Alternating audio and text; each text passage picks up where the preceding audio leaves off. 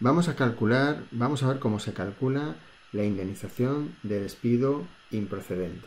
Vamos a ver cómo se hace realmente el cálculo. Vamos a hacer el cálculo de manera manual, ¿vale?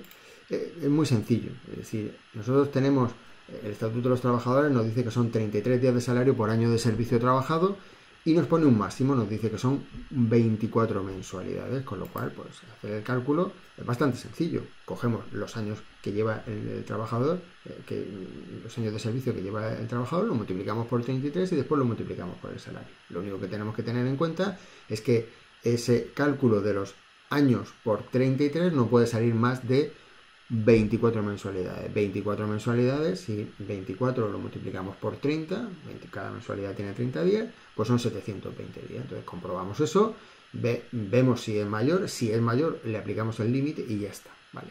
Eso sería tan sencillo como eso. ¿Por qué se complica el cálculo de la indemnización? Porque esto es así desde el 12 de febrero del 2012.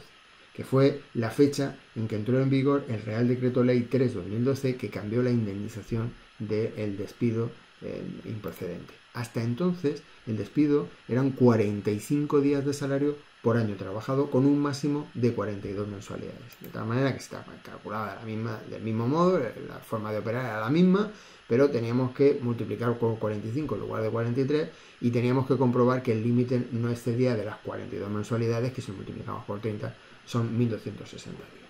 ¿Qué pasa? Pues que, lógicamente, los trabajadores que estaban trabajando ya en el 2012 tienen una serie de derechos consolidados, con lo cual tenemos que establecer un periodo transitorio. Un periodo transitorio que va siempre, o sea, que se va a aplicar siempre que tengamos indemnizaciones de trabajadores que han estado trabajando antes del 2012. ¿Cómo hacemos eso? Pues eso también es relativamente sencillo. Lo que nos dice la disposición transitoria 11ª del Estatuto de los Trabajadores es que lo que tenemos que hacer es calcular el periodo anterior a la reforma, lo multiplicamos por 45, calculamos el periodo posterior a la reforma a razón de 33 días de salario por año de servicio y los sumamos los dos. Si la suma de los dos está por debajo del límite actual, que son los 720 días, pues ya tenemos la indemnización. Si no está, si está por encima de los 720 días, entonces tenemos que ver si por el periodo anterior a 2012 ya el trabajador había devengado más de 720 días. Porque en ese caso le aplicaremos, el trabajador podrá cobrar más de 720 días, pero ya no le sumaremos el periodo B. Vamos a ver la casuística. La casuística más o menos sería, sumamos A y B. Si A y B es más de 720, si es menos de 720, ya tenemos la indemnización. Si es más, vamos a comprobar si por el periodo anterior al 2012, o sea, el periodo A, la indemnización era superior a 720. En cualquier caso, no podrá tener nunca más de 1.260. Pero si es más de 720, va a cobrar esos días de más, pero no le vamos a sumar el periodo B. Si es el periodo anterior al 2012 es menor de 720, pero la suma de los dos es mayor de 720, el total serán 720 por el salario diario y ya está. Y ya está, no tiene más. ¿Cómo hemos dicho que para calcular esto tenemos que tener años de servicio, lo multiplicamos por los días, 33 o 45, comprobamos los límites y luego lo multiplicamos por el salario diario. Por lo cual lo que tenemos que ver es qué es el salario diario. El salario diario es el que corresponde al trabajador al tiempo del despido. Computarán todos los conceptos salariales brutos, conceptos salariales, no computan conceptos extrasalariales, pues como podría ser quebranto de moneda, de gasto de vestuario, dietas, kilometraje, todo eso no computaría. Y también, evidentemente, la parte proporcional de las pagas extraordinarias. Lo que nos dice el Tribunal Supremo es, sume usted todo eso, lo suma en cómputo anual y lo divide por el número de días naturales a que se refiere el año. Vale. Y los días de salario, los años de servicio.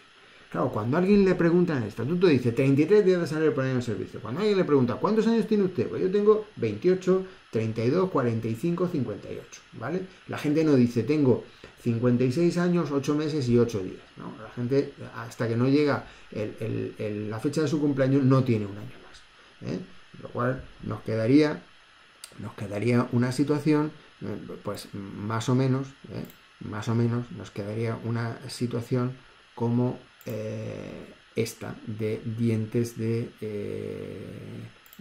sierra, ¿no? Es decir, conforme va pasando el tiempo, conforme van pasando los años, voy devengando 33 días o 45 días más, no por cada día que va pasando, sino por cada año. Bueno, sin embargo, el estatuto no nos dice que eso no es exactamente así. El estatuto lo que nos dice es que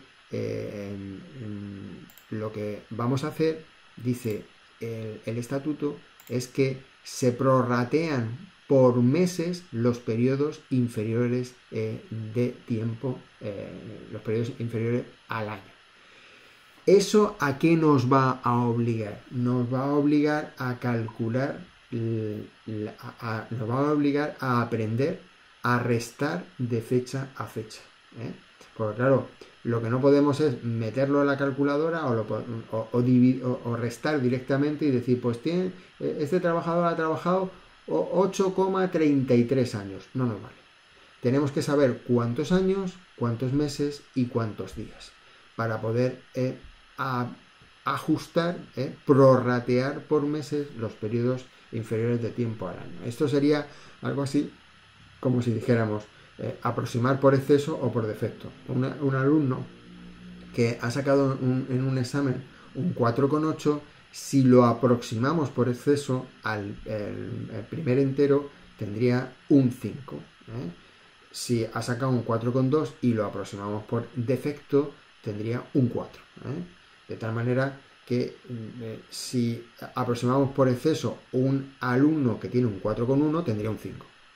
Bueno, pues eso es lo que nos ha dicho el Tribunal Supremo.